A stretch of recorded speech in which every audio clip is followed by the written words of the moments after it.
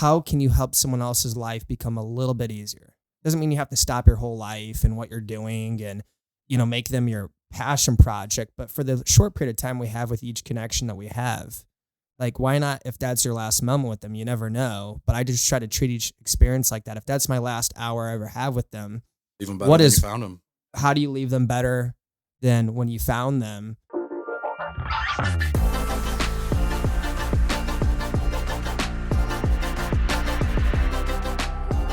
I like this conversation you guys had going. What? Talk about jiu-jitsu? Yeah. Yeah. I mean, when you think man, it's a man sport. Right?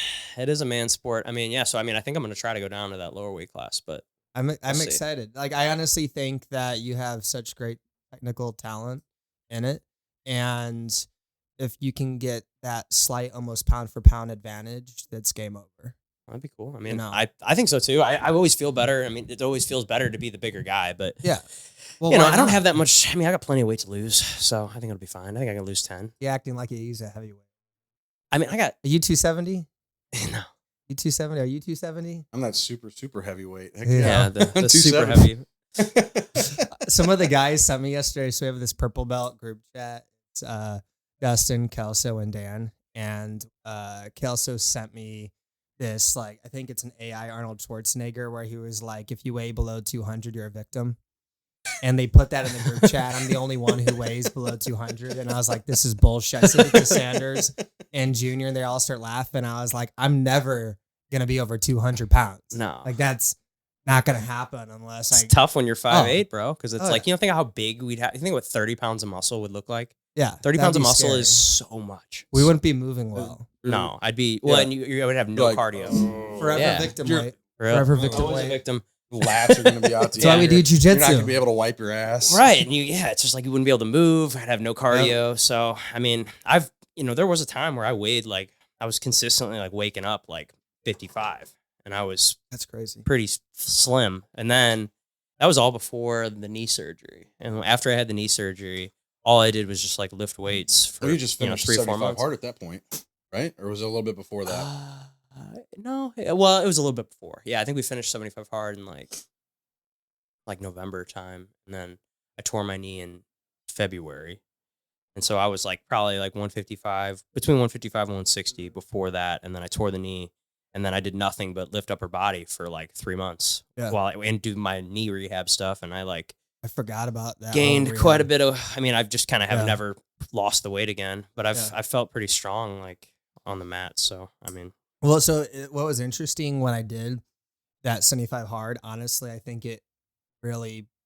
Yeah, because you just finished recently, right? I competed on the last day of 75 hard, and the 2 weeks prior to that tournament, I was nursing injuries where the issue I was having was how to train less, so I wasn't going into it injured, which I still then went into it injured and blew out my Achilles the second match, and just the adrenaline took over to keep going. But I was limping the entire 2-3 hours between matches, and I was so frustrated because 75 hard was great in ways for a good reset, but it got me so lean. And I think there's a perfect balance. We forget of okay, cool, congrats, you look in shape and you're cut and shredded and all this stuff. But I think we have this weird, we have this idea that what is being healthy and what is being in shape. And I think there's a certain threshold where it's you're probably carrying more weight than you need to be healthy, but there's also a certain threshold of, is it healthy to be that lean? And I got to a point where my tendons and my bones and my muscles were just not recovering at the same level when I was in the high 170s, where I would leave and I'd come back every day just feeling brittle and just you have no recovery. I just couldn't recover the same. You go 2.5 months without, I've done 75 hard 3 times. Yeah. I've finished it 3 times, and every single time, by the end of it, you're feeling a little beat up, abused. Well, that's the thing. So I'm depending on how you train during it, So I don't do jiu-jitsu. I love the sport. I love watching it, and I love watching UFC and mixed martial arts. But with baseball, they didn't want us ripped or jacked. And I think there was an article or an interview with Roger Clemens where he's like, I'm the most efficient and the best in longevity wise when I'm carrying an extra with fat, because fat protects your muscles. Yep. And so, like, especially in a sport where both of jujitsu and baseball, it's a joint. It gets heavy on your joints, and you need that extra layer of protection around your muscles that are supporting those joints.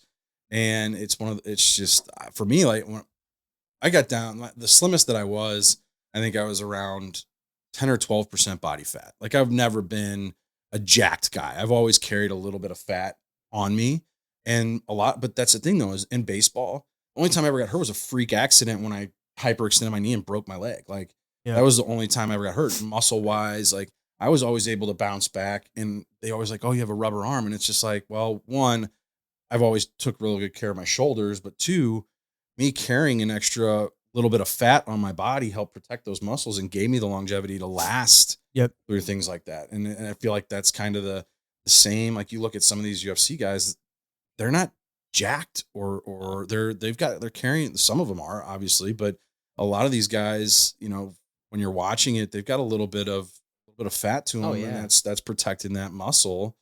And it's something that's like a good rule of thumb in jiu-jitsu or MMA or whatever. You cannot judge the person on their body, you know, because it's like, it could be so deceiving, because you get guys that look like Connor who look like bodybuilders, and then you get guys that are like Nate Diaz who looks skinny fat. That was how the last guy I went against was the most transparently unintimidating looking guy, super tall and all that, very calm, casual guy. And the minute we started going, I could tell he's an MMA fighter, his hand fighting, everything.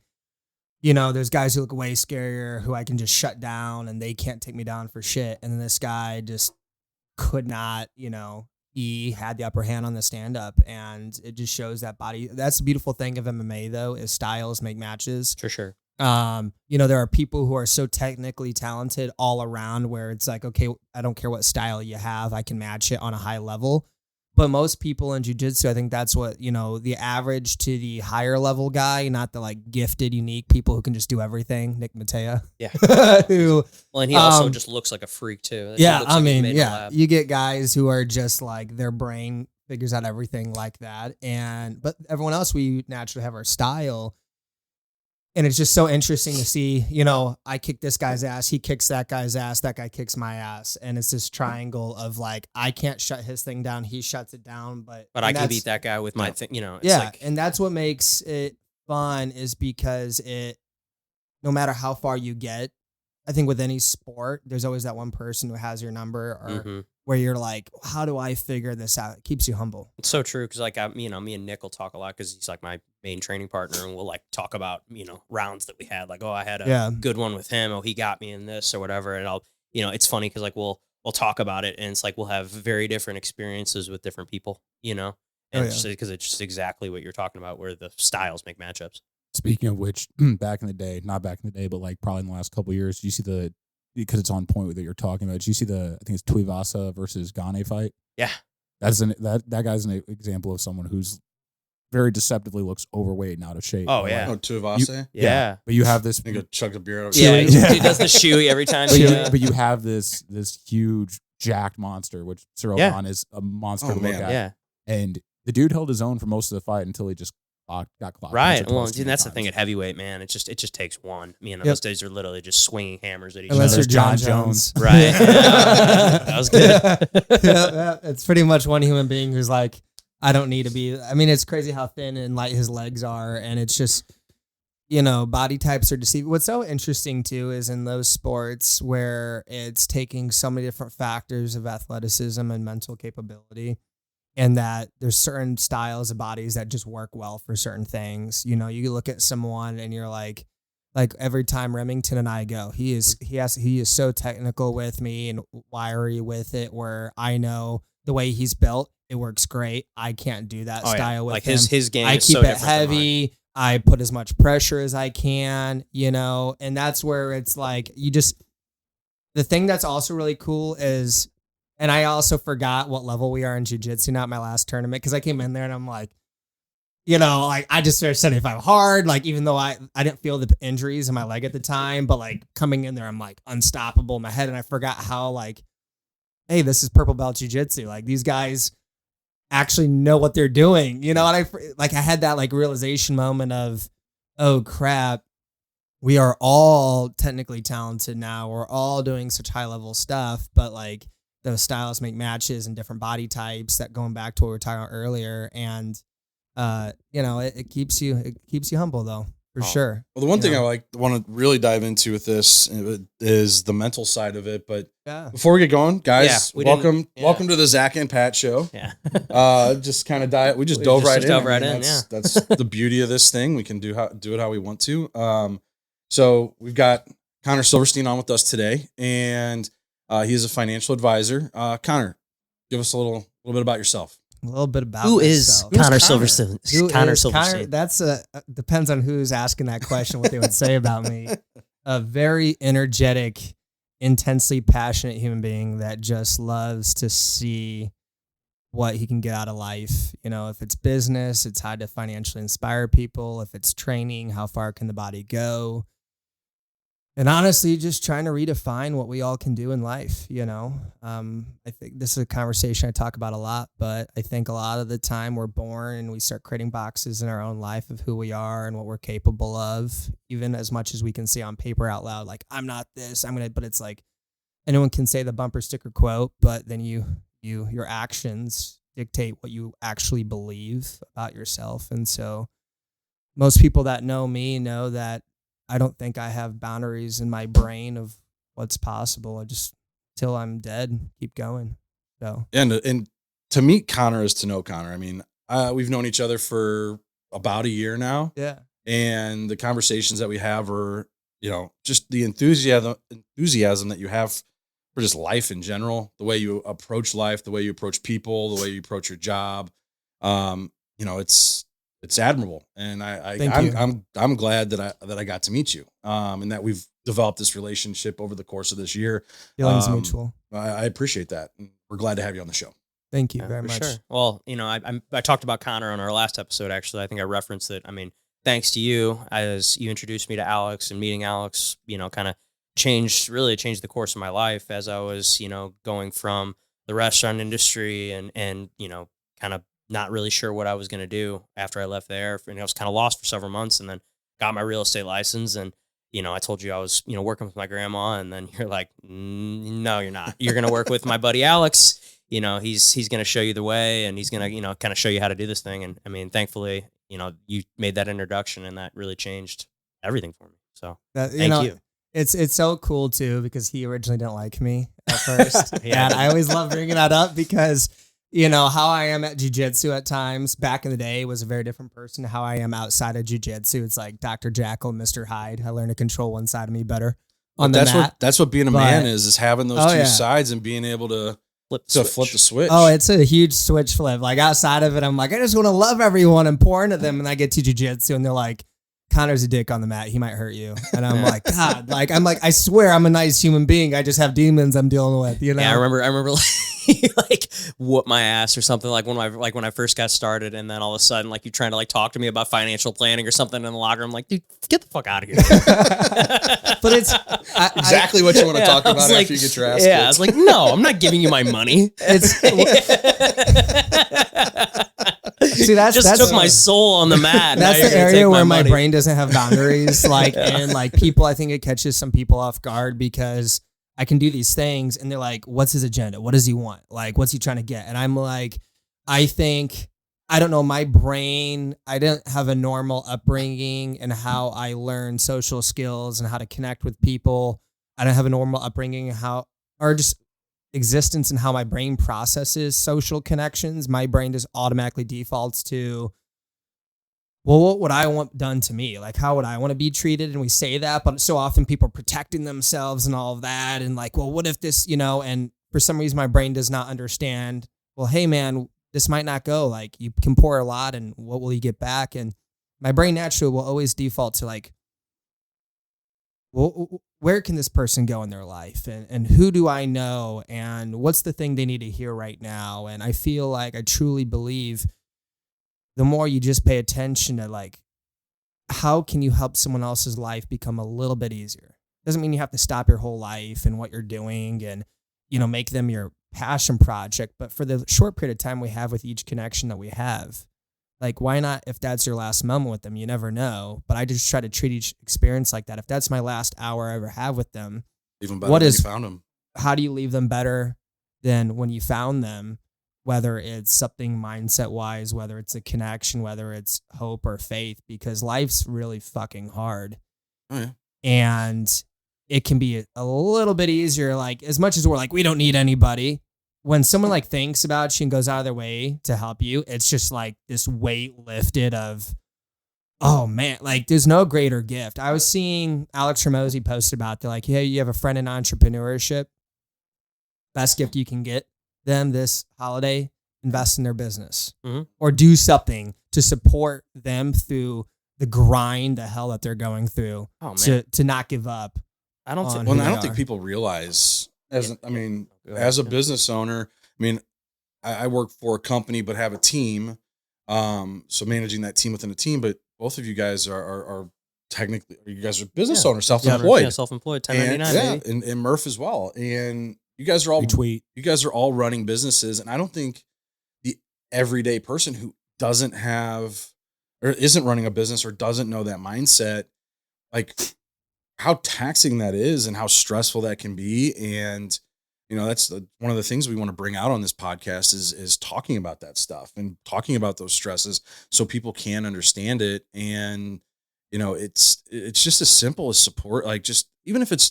You always see that post on social media. All you got to do is like, share, or anything like that. Like, that's literally as simple as it can be when it comes to supporting a friend. It doesn't always have to be buying their product or using them or anything like that, but just referring them to friends and family or people. Like, that's the best. That's the best compliment or best thing that you could do for somebody that's a sales or an entrepreneur is just refer them to people.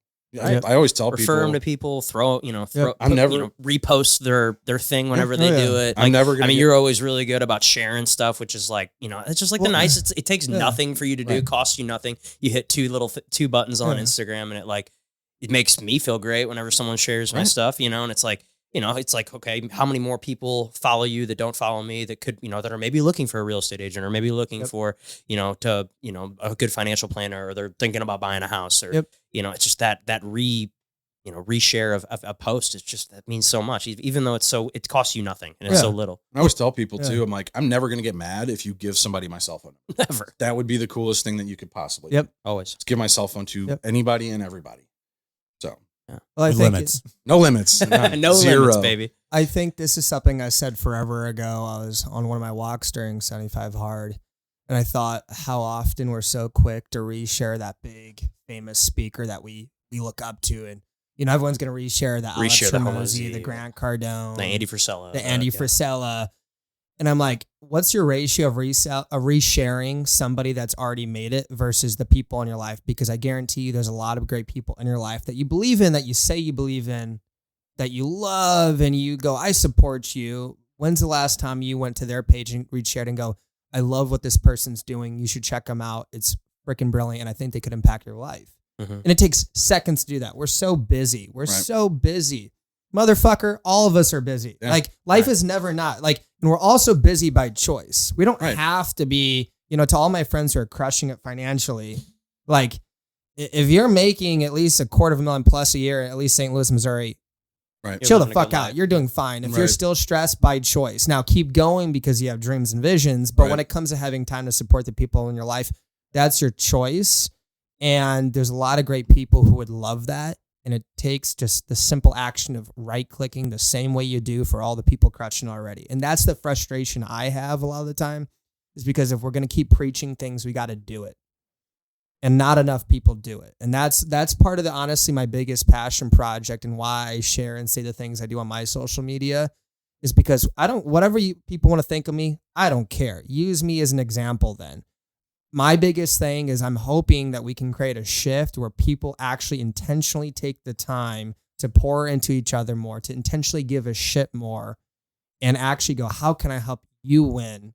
I don't expect anything back. Right. And that shouldn't be unique. That shouldn't be original. That should be the standard. Ironically, when I started becoming faith-based, regardless of whatever people believe, I learned about who Christ was. I'm a Jewish dude. And I'm like, oh, shit, this guy's going around and helping people Right. and saying, it's all good. I got you. And I'm like, wait, there's a whole faith around this shit? Yeah, Hell yeah, let's go that's- Jesus. you You know? right? But I think to myself, I go, this is the shit we consume. And, you know, but we're so busy to change habits and how we can become more successful instead of how we can make our community more successful. And ironically, the easiest thing to do is just share. But at the same time, too, people also like to share what's popular and cool in the moment so they can get recognition. Get the I likes. follow this person too, and Yeah. I'm part of that community. It's like, I'm into share this your shit. buddy that nobody knows about yet Right. that people should know. Right. Oh, They all want the likes and all. It's just, and I can't tell you how many posts I have with like 1 or 2 likes, and it's some of the. Yeah. It could be some of the best material that I've put out there, but you know what? Hey, Yeah, it's I mean, out there. If you look at half the stuff that we've It's- done this year, like we've done some badass looking videos, and then Right. we'll get like 12 likes. It's Well, like, that was a point I wanted to make too about being a good friend and helping your circle market their products and services. Is that give your people honest feedback, because if I produce content for everyone in this room, Mhm. but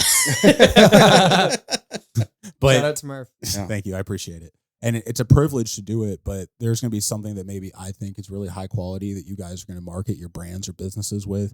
I expect you to tell me when you don't like it or something can be better, because it's not about my feelings or the work that I put in. It's about how I'm helping you market you. I don't have a good way of doing that or the right feedback. We're going to miss somewhere on the line. So give your friends honest feedback. If they can Right. get better, don't deny them that. I mean, I always ask clients and stuff like that, like, where could I have been better? Like, I'd rather have you give me constructive criticism than be like, oh, you were great. Like, obviously I appreciate that and I want to be great, but I'm sure just like any of us here, you know, I'm not going to get butthurt if you sit here and tell me that I was fucking awful. Like, my job then is to process that information. Yeah, it might sting my ego a little bit, but put that shit aside and use that to get better. Yep. I mean, if you're not using the negatives to get better, like, you're not gonna go anywhere.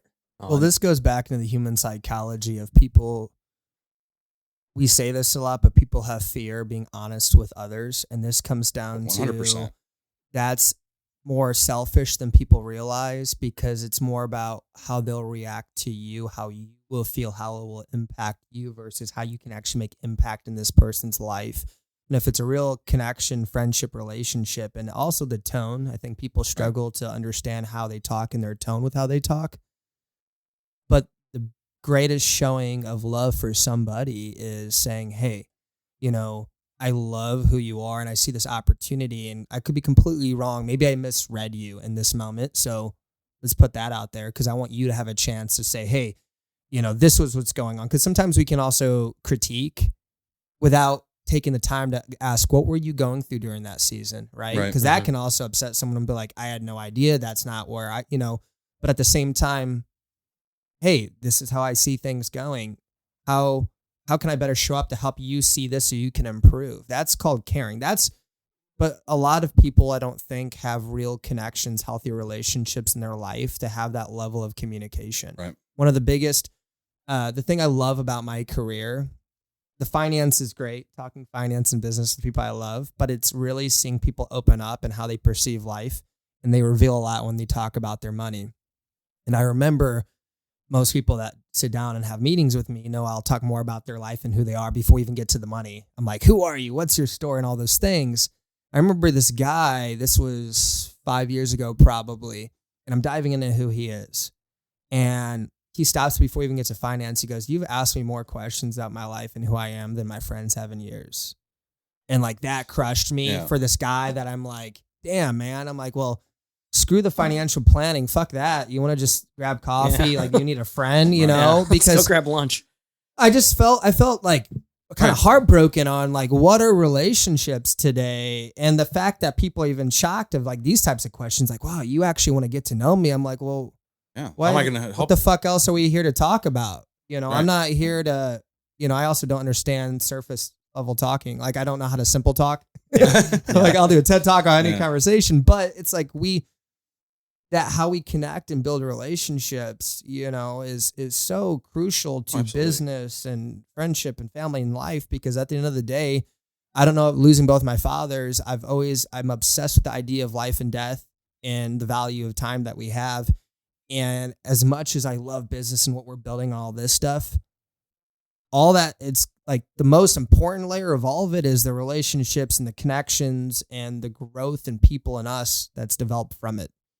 Like, this is great, business and making money and traveling, but it's like, you know, like they always say, would you rather be on an island alone or with people that you love? Like, if you had all the money in the world, you're still going to want to do it with the people that you care about. It always goes back to relationship.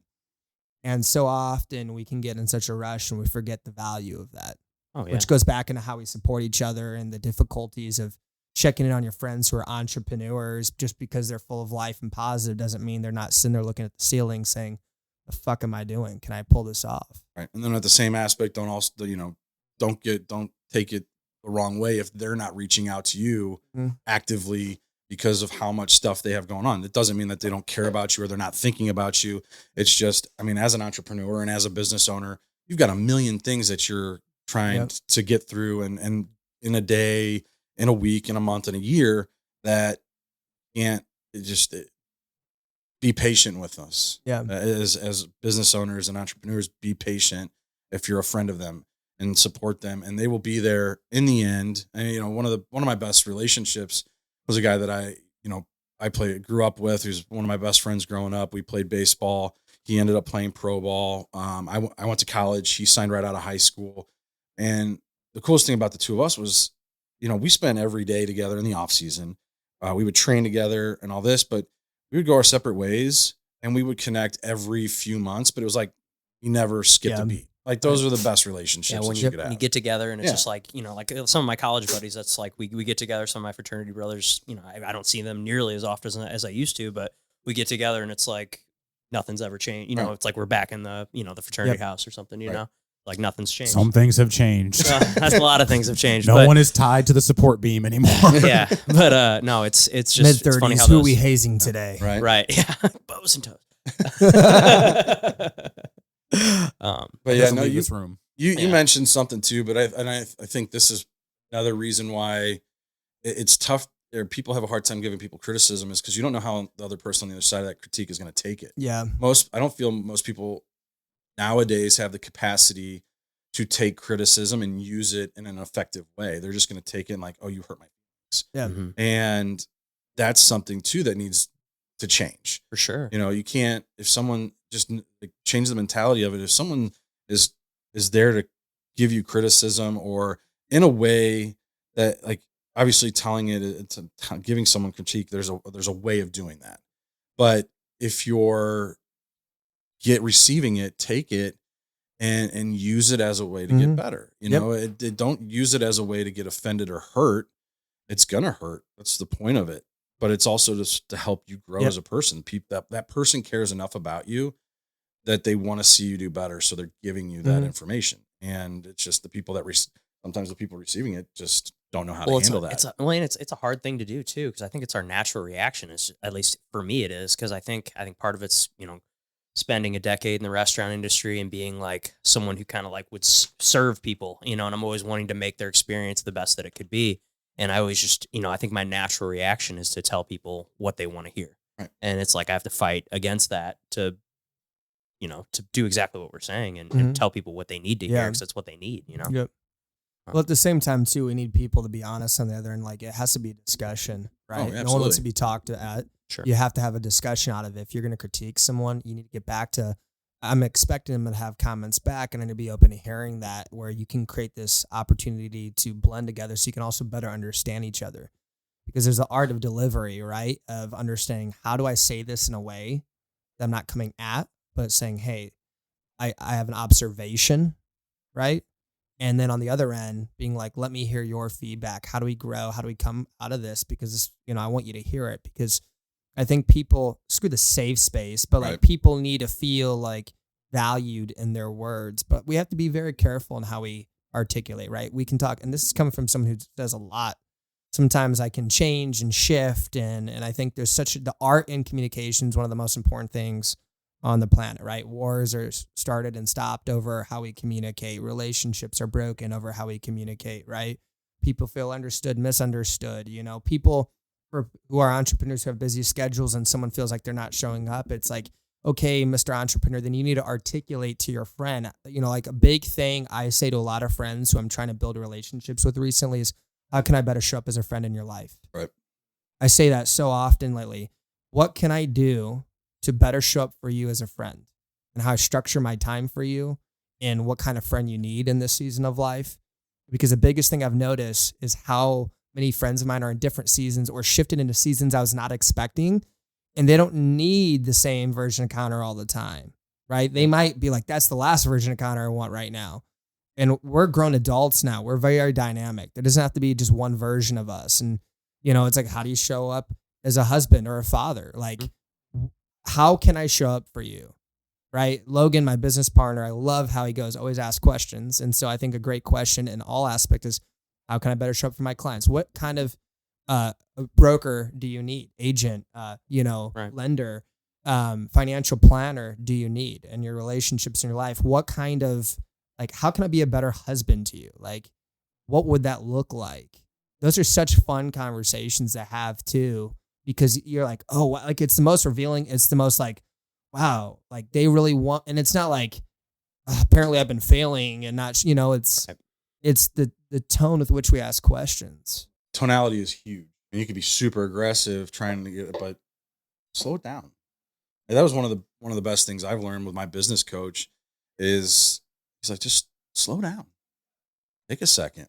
Yeah, you don't have to be so fast to respond. You don't have to be so, just take a deep breath, stay calm, think about it. You can take time to think on a response or what you're going to say. It's okay, right? And and then proceed with it. And one of the greatest things that I ever heard with these tough conversations that we're having was the president, it was the president and owner of Cornerstone. We merged with Guild, and she became our regional VP. And she always called it her pineapple conversation. It's tough on the outside. It's going to sting, but I love you on the inside. And so, whenever she needed it, she had this stuffed pineapple. She'd throw it to you and say, hey, I need to have a pineapple conversation with you. So I was always taught it was called a shit sandwich, where you give them something good, you give them the stuff they need to hear, and then something good. Shit sandwich. So I want to take it back real quickly to something earlier that was really on my mind when we were talking about how tough entrepreneurship is. This is something I've been really kind of sharing a lot about on my social media. Most of the podcasts or content I've been doing been a lot about this. And it's that, being an entrepreneur is really hard. I think there's 3 factors to creating an environment in your own head and around yourself successful in that space. I think one is how you handle the fear, the anxiety and the stress management of your self-talk, what you deserve. Do you truly believe the things that you tell yourself? You can draw charts all over the board, but do you believe that you deserve that win? Then it comes to the discipline to actually do those things. When you wake up, okay, you believe it, but then your actions, your routine, your environment, maybe you're so one-sided and most of your life is just business, but your health is falling apart, your relationships are falling apart, and it's just, okay, the pie is not equally being poured into. And then the third one, I think, is the relationships and the environment to protect how you handle the fear, self-belief, and then your discipline to get things done, right? Your environment, who you spend your time with, are you cooped up in your house all day? Are you hanging out with the wrong crowd? Are you surrounded by people who actually believe in you or are tearing you apart? And I think those 3 factors are big make or breakers, whatever, you get my point. Yeah. But like those things can make or break your ability to succeed in the space of entrepreneurship. Oh, for sure. Right. Well, we touched on that last week too. 5 people you surround yourself with. Yeah. But also, going to that is having a strong why. Why do you do what you do? Why continue to ask yourself why and get to that baseline of why it is that you wake up every morning and why the first thing you do is make the bed, then brush your teeth, and then all this before you even look at your phone, before you even start your day. Like, what is it that's driving you? For me, it's my kids. It's changed. It's changed over the years, but for me, my why is my boys. Mm-hmm. I wake up every morning and my why is to show them what discipline looks like, show them what, even though it's a grind, like this job is a grind, but showing them that persistence and consistency of never deviating. And so they can learn those things. I want them to have strong principles and ethics and morals and things like that. And it starts with us, and it starts with that why. Yep. And being able to move forward and do the things that you need to do to have the discipline to do the things that you need. Mhm. Yeah. For sure. Yeah, that why is everything. Absolutely. Let's get back to this jujitsu stuff. Yeah. I love that. Do you know how many people would be like, Connor, Zach, can you shut up about jujitsu? No. please? Yeah, I know. Let's He go wants to talk more let's go about right it. back to let's get jujitsu. back It's to me. that. I like I'm people. Yeah. Yeah. Hey, It's only the greatest sport on the planet. People who do jujitsu are just kind of slightly better than others. Yeah. Right. Connor And- finds a way to bring it up, no matter who are around or Oh, who it rates are is. going down, dude. Here's how I did this one armbar. Yeah. It's like he's got to bring it up to. I've always told Connor, it's like, all right, if we have to explain what jujitsu is, it's not the time to bring it up. Well, I don't want you guys to explain No, it. I know. My Explain. favorite thing about sports, any sport, is the mental aspect of things. I love because baseball is all mental. And all sports are mental, especially solo sports. Like, and we've gotten a little taste of your mentality on the business side of it. And I think sports is a great way. Like, you learn so much from sports that you can carry over into everyday life and business. And so, like, I asked Zach this last week, and I think he just said, just get the motherfucker off my back. Yeah. That's what my mentality is. But, when you're going into a match, like and into a tournament, you're having multiple matches in a day. Like, that this is going to be a mental grind. Like, I know when I'm in the gym and I see a deadlift with 400 pounds on it, like, you're sitting there thinking about it. Like, what do you, as an athlete, as doing jujitsu, what is it when you're heading into a competition? Like, where's your head at? What are you thinking in those moments heading into a competition against another person who wants to hurt you? Yeah, so there's some people who got into jujitsu, and I think it goes back to why did you get into jujitsu? Mhm. Because I think your why, as we talked about earlier, really, you got to figure out your why to do a sport like jujitsu. You don't just go, hey, like, let's just, of all things, like, let's go fight people as a grown adult, And that why, if you're going to get competitive, is the thing that's going to carry you, because it's just like I was talking to Evan Elder, and, 2 fights ago, or no, I think it was first fight in the UFC, and it was the first time he got hit like that. And he had a moment where he's like, oh shit, this sucks, and it's really mental at that point. Like, dude, you signed up to be a UFC fighter. You want to be a world champion. Like, and he, like, mentally, it was a mental while he's getting hit in the face on the canvas. And he's just like, in that moment, your why has to take over, and you have to remember what you're doing this and why and who you are and what you want to get out of it. And so the biggest thing for me, my mental attitude every time I compete goes back to my why I got into jiu-jitsu.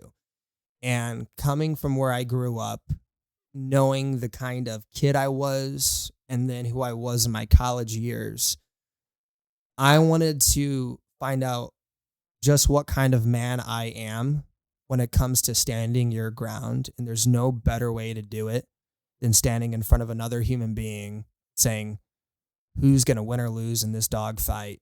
Who's going to tap out first and say, I quit, I can't take anymore? In that moment of pressure, and there's nobody to save you. I think you come the most alive in those moments. Whatever's stressing you out outside of that moment disappears, and it's you in front of another grown man who's been training just as long as you, who wants to do the same thing to you. And my why and my mindset is, what kind of fucking man are you?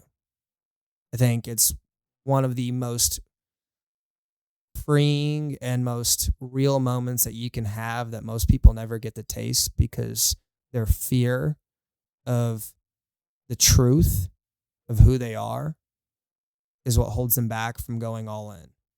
And the funny thing is prior to jiu-jitsu, I mean, bodybuilding taught me drive. It taught me how to grind. It taught me how to put in the work discipline. Would have never been able to do jiu-jitsu without my bodybuilding era. but I wasn't tough. Like I was the kid that got beat as a kid. I got beat up as a kid.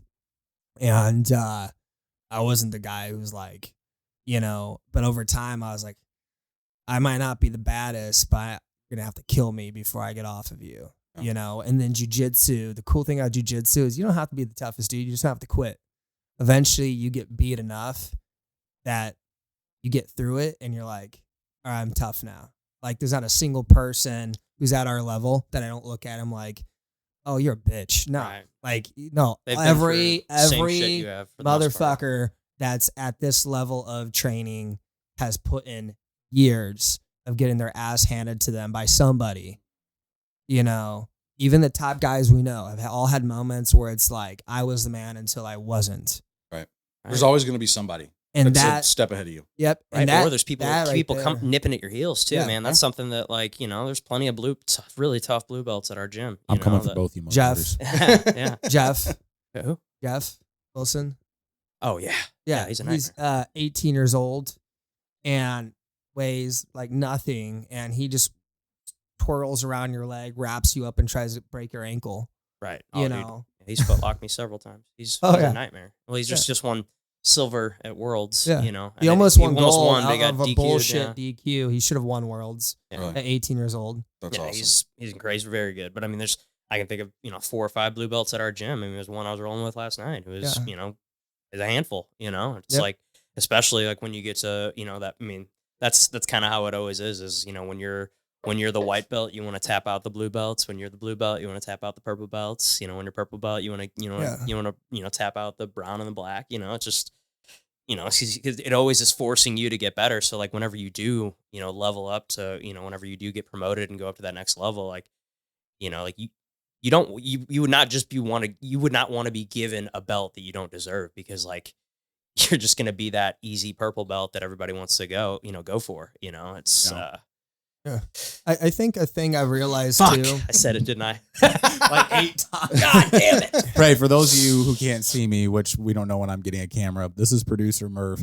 It's going to be an ongoing joke that Zach's favorite little space in life, his little common real life is I say so everyone has to. Oh, he does say that a lot. Now you're gonna notice it every time. Wow, I that's know, and I'm really I know working you know? on not saying it as much. I say howdy and y'all a lot. Okay, but you say- don't say howdy. Yeah, you don't every say 5 howdy all seconds. the time. I say because I want to fill the fucking space. It's and a I can't. comma. It's Oh, it's like, is that verbal your comma. version of Yeah. Yeah, well, I think I say a lot. No, you too. say and like. I've produced thousands of pieces of content for you. I know when it's coming. We're working on it. I think the podcast is going to help. So all of you at home, when you start hearing it, make sure to comment down below. That's how so many funny. times. Take a shot for every time he says, Yeah. well, we're Yeah. not. It's The We're Zach not and Pat Show liable. drinking game. Yeah. You're not liable. Every if you go to time the Zach hospital. says, take a drink. So I think the one thing that I noticed for people who are entrepreneurial who get into jiu-jitsu is we just love challenging shit. Like no one who wants to be an entrepreneur like that makes it or survives doesn't like the challenge. Like we love, like I am my most productive when the pressure's on and I'm like, all right, let's grind. It feels good, that pressure. When Right. things are easy, you're like, we just had this weird moment of like, this You isn't get feels comfortable. good. Like, come on, like challenge me somehow, even though you don't really want it. Right. But jiu-jitsu is like one of those things you can't get lucky. There's no getting lucky. There's moments in deals where, yeah, you're putting the work and over time things happen, right? But there's going to be moments in your career where you're going to get that same deal and it just out of nowhere happens. Like it's nothing that can almost, doesn't devalue all the other hard work. But like our careers are a grind and we're going to create those successes, but it's always a dogfight no matter what. In Absolutely. jiu-jitsu. And that's the thing that for people, that's why I always promote it to people who are in entrepreneurship, because it's going to challenge their athleticism, their cardio, their brain. They're doing chess with their bodies, their long-term health, that sweat, that same level of grind. And then the brotherhood and the family you get. I think more people need a family that's not business related. That's not their own family with biases there. And we have a family from that. Those people that you go through all that hell with, the same thing you had in baseball. But then you leave baseball eventually and you still have it, but on a day-to-day as we continue in life, a lot of people don't, oh, cool, yeah, you got your buddies, at the gym here and there. But when you're on that mat all going through that, and getting broken into that person that you become, that family environment is life-changing. Revive changed my life. Well, I mean, and I'm sure there's a massive level of trust that you have to have with somebody that you're rolling around with on the mat. Like the connection that you guys have to have and the trust you have to have in each other, that's only going to bring you closer automatically. Yep. Because you have to trust that other person that you're rolling with. Right. Yep. Oh yeah. So. I mean, we're playing a game, and if you don't trust that person, I mean, they're going to snap. Tear- You're going to snap your arm, Yeah, tear your blow your shoulder, Achilles put you. out. Yeah, they're going to put you unconscious on the mat there, and I mean, it's you got to have a level of trust with all the people that you train with. You know, I don't think people realize what we're actually doing when we're there. Like they see the highlight stuff that we'll share, and they're like, "Oh yeah, that's high level jujitsu." Like, what do you actually do? Are you just like practicing shit? I'm like, no. Like what you see in those videos is what we do in our free time after a long day of working. Like that's what we do at jujitsu. Like we're beating the living shit out of each other. Yeah, Zach. And Zach posts those videos where you do the rounds and you got it sped up and you like just show the whole thing. Yeah.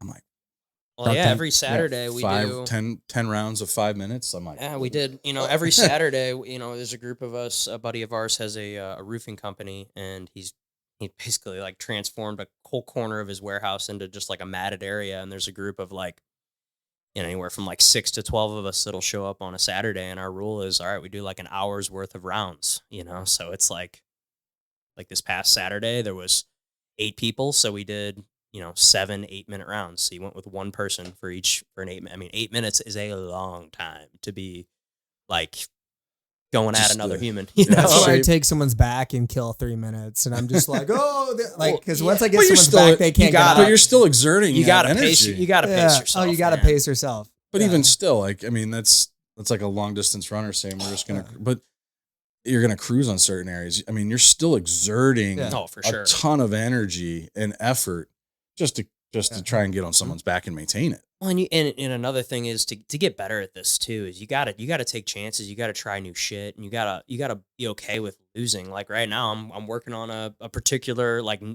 position that's new for me. I'm like trying a different. It's not gonna work on me.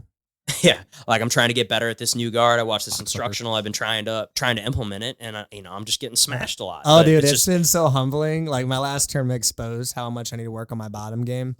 And so I've been doing a lot of butterfly sweeps and stuff. And like, we all have our natural style that we go to. And to put myself in these positions, and some of my opponents can tell when I'm trying to go back to my old route. And they're like, normally it goes for this. Can't do it right now. I have to do this. And I get some lower level guy who's just pressuring. And I'm like, I know technically how to do it, but in a live roll with that level of pressure, I'm like, shit. Right. It's right there, but he's not doing it the way he did in that video. Like he's not doing that way in the video. And I get swept and I'm like, fuck it. Yeah. Go back to the old faithful, you know? Well, yeah, it's, that's one thing that I think jujitsu would, I think that anybody that would try it would benefit from it is, and I think everybody could use, a lot of men especially is getting, I think we've said the word several times, but being humbled. Because how many times have you gone on the mat and just gotten, especially when you first start out, as you think you're like this big tough guy, and you get into a room and you get, that guy that looks like Jeff who's 140 pounds, and he just destroys you. And, and that's, I say it a lot. I thought I said, quite a few times. I'm saying like more too. I wasn't saying this, but I was checking the camera. You'll get a verbal assault from me if you do it. But anyway, so being humbled by people much smaller than you, I think is a really hard thing for a lot of men, especially like when you get out there and you see this little person and you're like, oh, I can beat this guy up. And then he ends up subbing you 3 times in a 3-minute round. And you're like, wow. Oh yeah.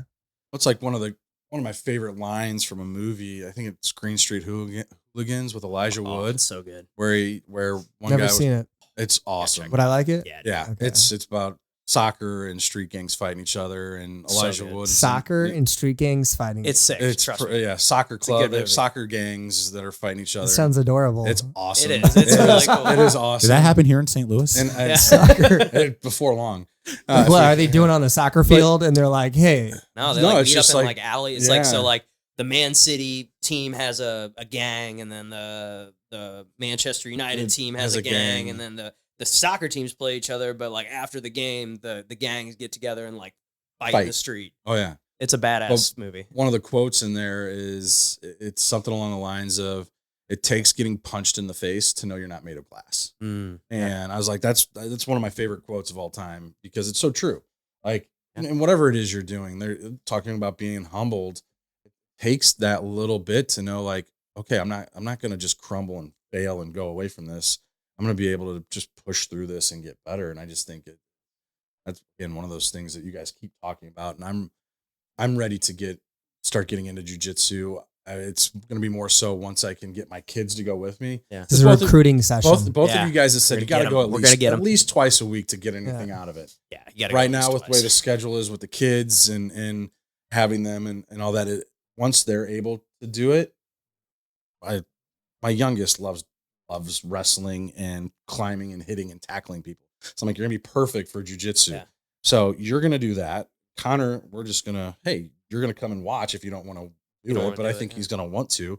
I'm gonna do it. So that way, when I don't have him, I can come in, and then when I do have him, I can bring him with me. Yeah. And I'm able to get twice a week, not Mhm. more. Yeah. So Well, there's two factors. One, you go into these roles where you have people that, dear God, what are they capable of? And this isn't working as when you're a kid, what your body's capable of doing versus now in our 30s.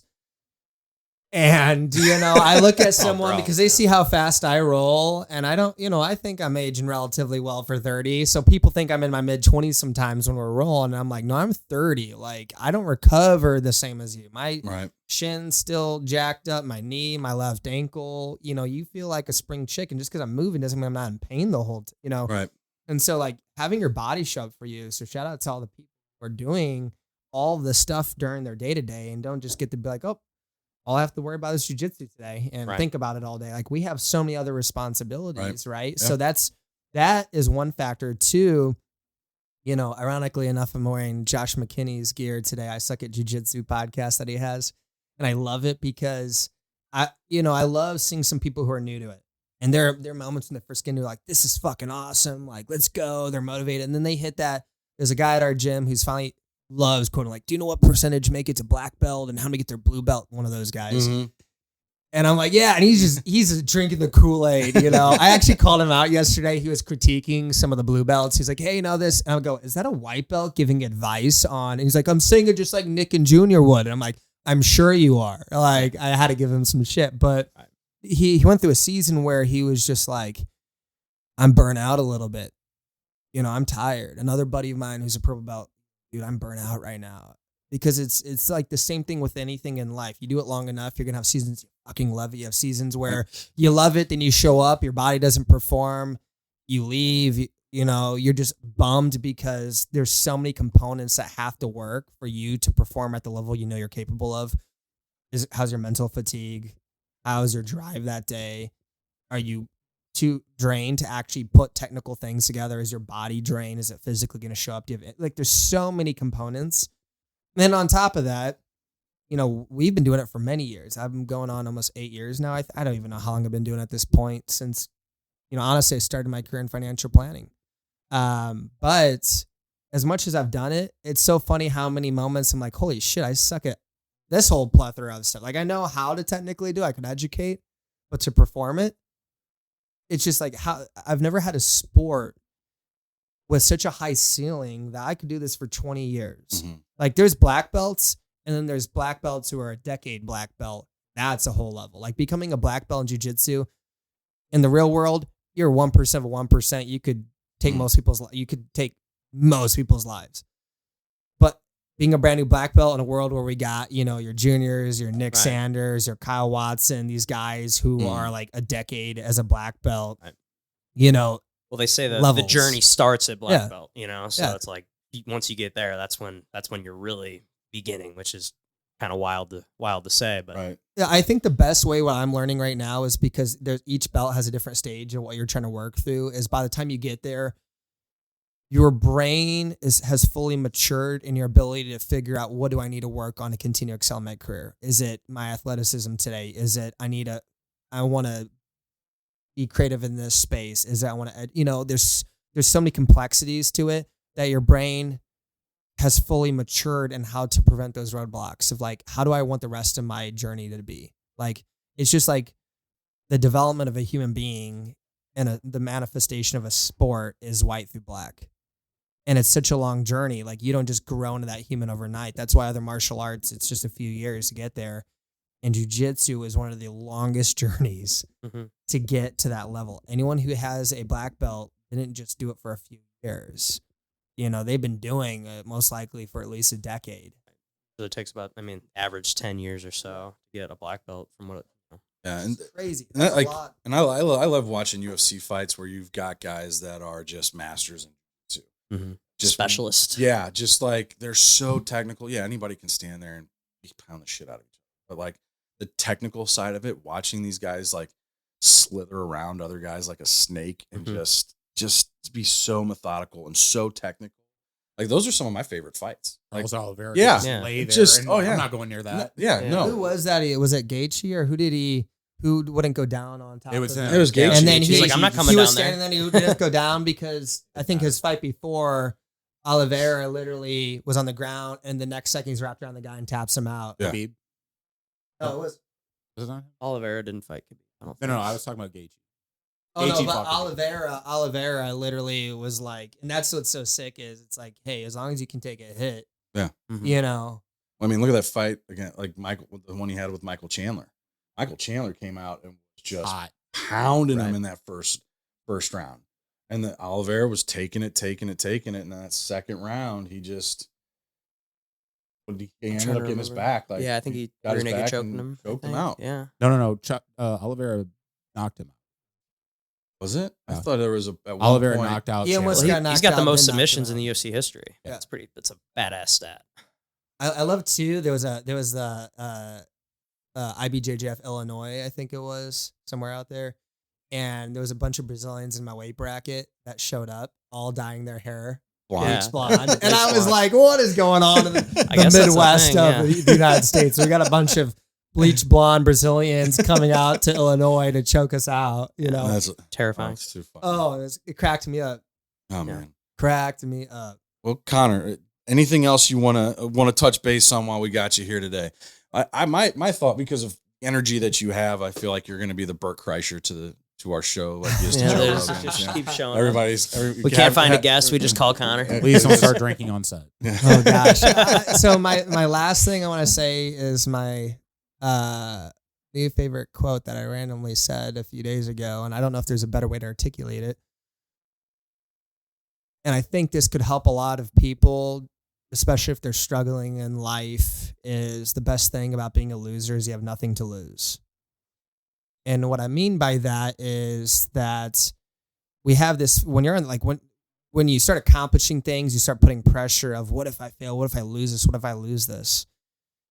So that's one battle. But for all the people out there who are feeling inadequate in whatever aspect it is of their life, like, you're already at the bottom.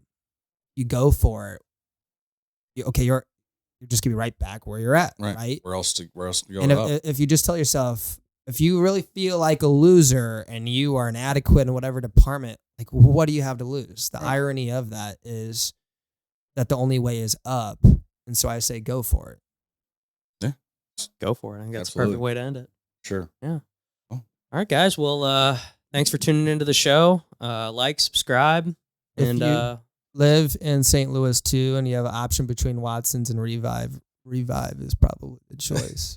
I'm just kidding. They're both I great believe- gyms. both great gyms. I believe Depends this on what Tag team part. BJJ. baby. this table is going to be moved for a mat. Yeah. Before those words keep Well, I going. think we're gonna turn the downstairs into a playroom, and we're gonna mat the floor. So There- Kyle- there we- Kyle's like, you want to come back for open mat? You ever want to come back here, sir? All right. Next podcast, Murph and I are just going to be sitting on the sidelines, and you guys are going to be rolling Yeah. on the ground. I feel like I've I recruited do more people to jujitsu. Watson's lately than Revive. Like, I literally am like, they're like, I live in the city, go to Watson's. And I'm like, I think there's a few new guys there now because I'm like, hit up Zach, go to Watson's. Revive's 35, 40 minutes away. I get it.